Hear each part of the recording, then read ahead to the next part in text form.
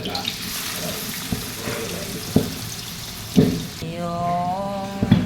ito na yung ating hotdog. Natin yung ating ham.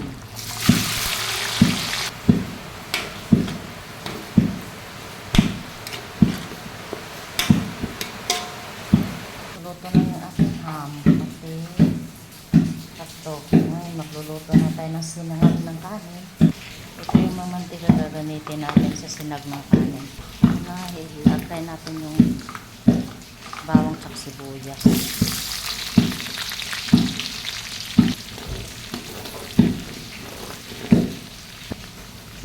Magluto mamaya pang kainan.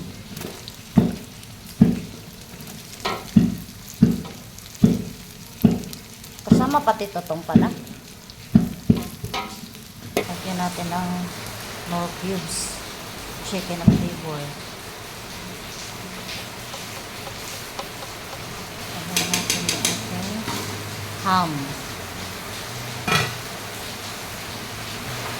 Lagyan natin yung ating hotdog.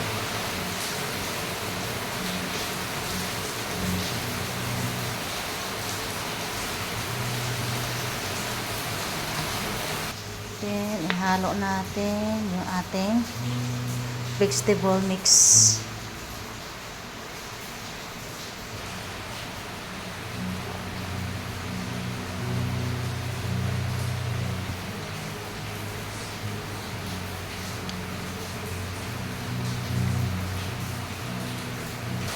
Ito na yung ating fried na kanin. Ito na sinigang natin kanin.